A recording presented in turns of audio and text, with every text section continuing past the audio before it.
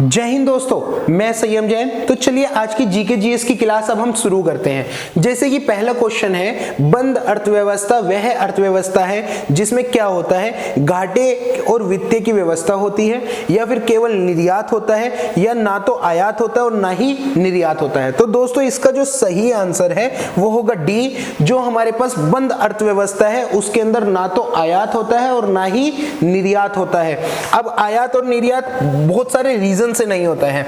आयात और निर्यात ना होने का सबसे बड़ा रीजन है कि हो सकता है कि हमारी अर्थव्यवस्था आत्मनिर्भर हो गई हो, मतलब उसको जो कि ना तो आयात की जरूरत हो और ना ही निर्यात की जरूरत हो, तो उस सिचुएशन में ऐसा कहा जाता है कि बंद अर्थव्यवस्था हो सकती है। जैसे क्वेश्चन नंबर 2 है, अब देखते हैं हम मिश्रित अर्थव्यवस्था से क्या अभिप्राय है। मिश्रित अर्थव्यवस्था से हमारा अभिप्राय होता है जहां पर सरकारी और निजी क्षेत्रों में सह अस्तित्व होता है। मतलब पहला ऑप्शन इसका बिल्कुल सही होगा। सही होने का रीजन है क्योंकि जो मिश्रित अर्थव्यवस्था है वो ऐसा कहा जाता है कि पूंजीवाद और साम्यवाद का मिश्रण है, दोनों को मिलाकर एक जो कि अर्थव्यवस्था बनाई गई है, जिसको आप किस नाम से जानते हैं, मिश्रित अर्थव्यवस्था के नाम से जानते हैं। अब जो कि इसके अंतर्गत आप देख सकते हैं कि भाई जो कि मिश्रित अर्थव्यवस्था, आप देख सकते हैं कि दोनों अर्थव्यवस्था को मिलाकर एक अर्थव्यवस्था का निर्माण किया गया। जो हमारे पास पूंजीवादी अर्थव्यवस्था है वो यूएसए के अंदर है, और जो साम्यवादी अर्थव्यवस्था थी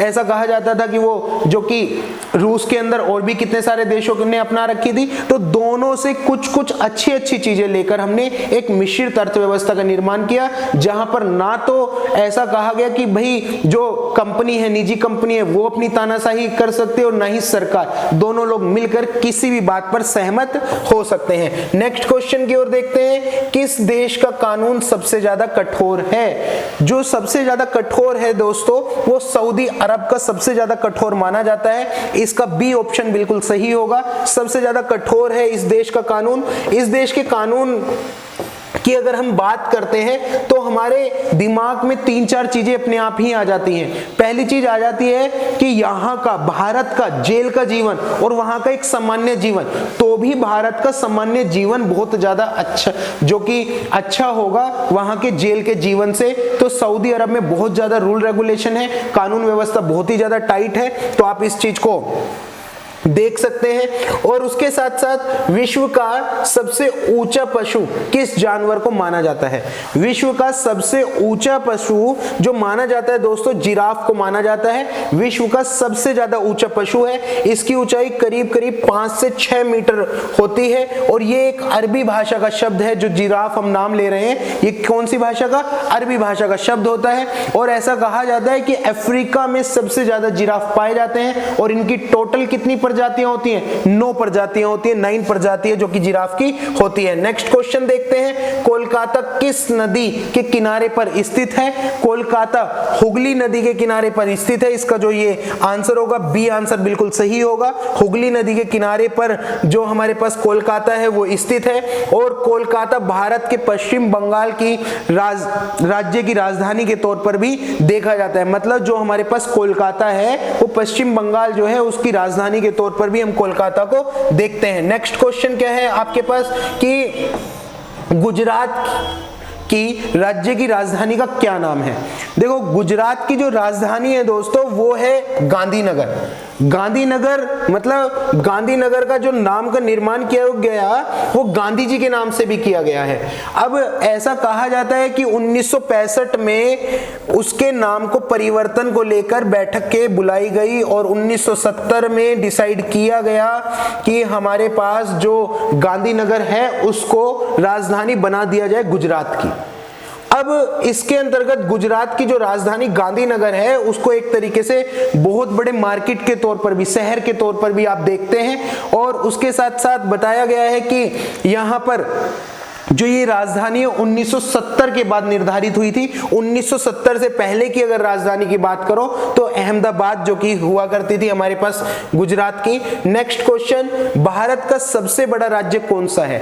दोस्तों क्षेत्रफल की दृष्टि से भारत का सबसे बड़ा राज्य राजस्थान को कहा जाता है। राजस्थान जहां पर ऊंट और उसके साथ साथ कितने सारी जो कि हमारी वहां पर संस्कृति पाई जाती है, जो कि क्षेत्रफल की दृष्टि से ऐसा कहा जाता है 3,42,000 42,239 जो कि वहां का वर्ग किलोमीटर क्षेत्रफल है। और उसके साथ साथ बताया जाता है कि वहां पर बहुत सारी संस्कृति निवास करती है, क्षेत्रफल की दृष्टि से सबसे बड़ा है। और उसके साथ साथ हम देखते हैं कि एक ग्रह की अपने कक्ष में सूर्य से अधिकतम दूरी को क्या कहा जाता है।